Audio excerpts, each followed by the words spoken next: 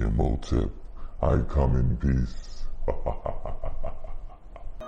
King Richard is the god of rap. I got that flame, flame, flame. Fire on me, man. Keep that flame, flame, flame. Fire from the brain. Bang, bang, bang. Earthquake in that thing. Rain, rain, rain. Fire from the brain. Got that flame. What's up, everybody? It's your boy King Richard, aka the God of Rap, from Creative Minds Entertainment, with another book review / summary.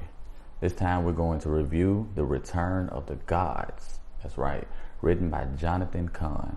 This is a very, very, very good read. So if you like spirituality and religion, this one might be right up your alley. I'll give you a little background on the author.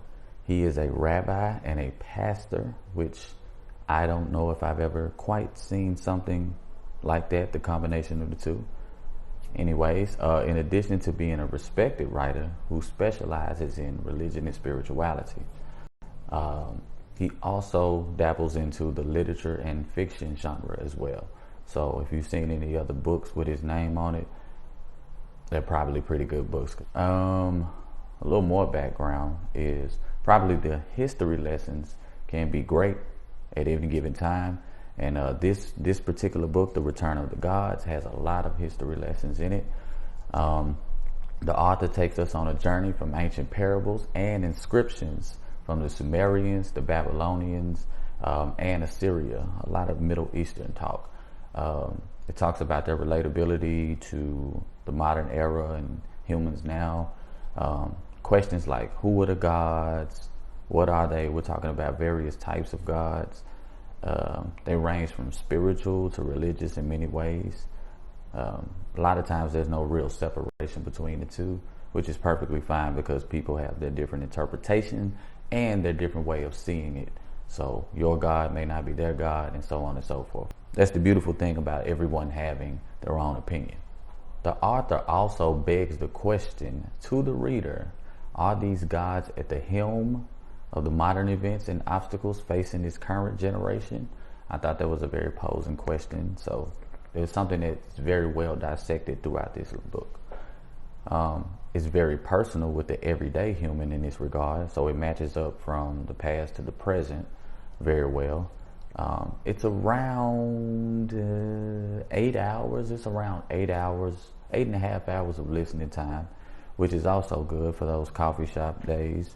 It's also good for those, short trips across country. So let's get into the takeaways. Before we jump into the takeaways for me, I would like to first say, please don't forget to like, subscribe, and comment. It really helps out the channel so I can continue to bring you content as much as possible. Thank you. One of the key takeaways for me was the pace of the narrator. He gives you a brief moment to ponder potent questions from the author.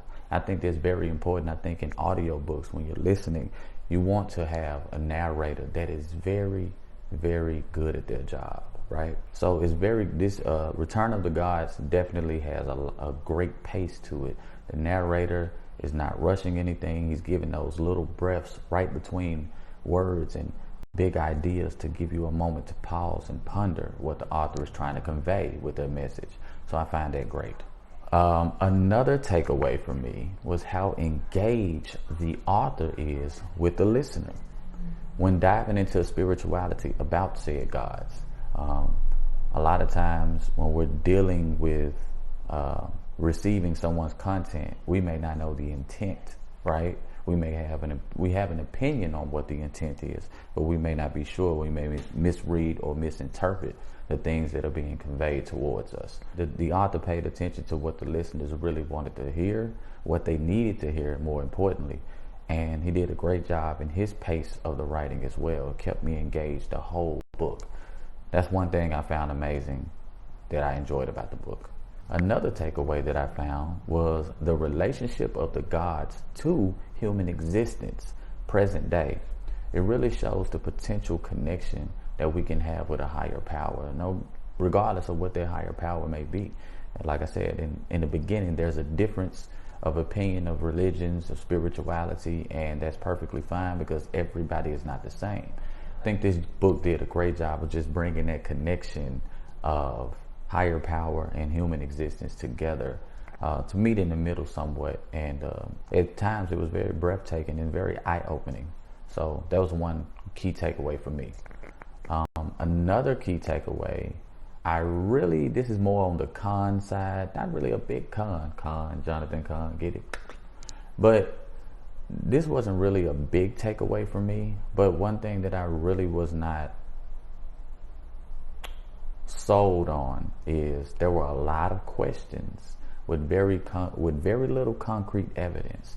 And I understand that we all have different ideologies and we have different things that matter to us and all of that. But I think one thing that really kind of drives me crazy, just as a person that likes to know a lot, a DIY type of guy, is when people present a lot of things, a lot of ideas, or religious ideas, or spiritual ideas, or astrological ideas, but they don't have any concrete evidence. And there's quite a bit of that inside of this book. Of course, with it being a religious and a spiritual book in that genre, there's going to be the lack of proof is going to be a big thing for most people who follow said religion or ideologies in the spiritual world. There is enough proof. They don't need any more proof. For me, I feel like the author could have done a better job of providing hardcore proof. That's just me, my preference. And the last thing that was a takeaway for me in the book was the book could be misinterpreted as an actual revelation. Especially when you're talking about the Middle East and its history, which has a very rich history, and it has a direct connection to America, as we all know. That is North America, not South America. It also has a connection to South America as well. But there are a lot of influential people and influence from the Middle East to America. So we understand that bridge and that connection. I think the author did a good job in bridging the two.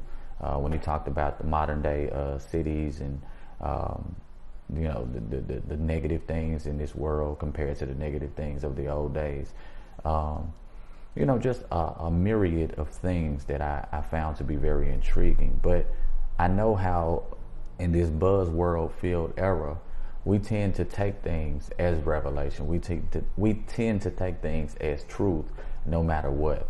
And we run with that. And I feel like some people may read this literature, enjoy it, but may take it as the gospel.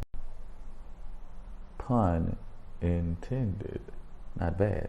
But I'm just saying that I don't want to say that it's fiction, but I don't want to say that it's non-fiction either. Somewhere in between, in my opinion. But that's just my opinion once again.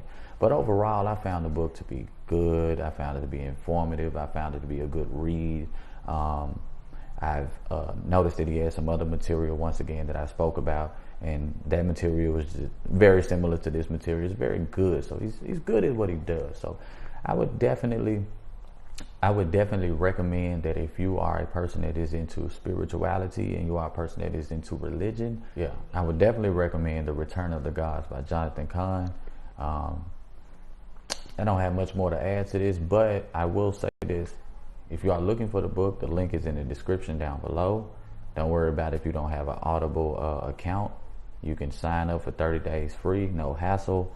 So you can read the book and listen to it while you do 100 different things. You can have it on while you're doing the laundry. You can have it on while you're riding out of town. There's many things. Audiobooks are definitely have been a new wave for a while now. They're going to continue to be the wave for a while. So once again, thank you. This is your boy King Richard, aka the God of Rap from Creative Minds Entertainment, with another book review / summary. Thank you. Immortal. Okay, I'm done.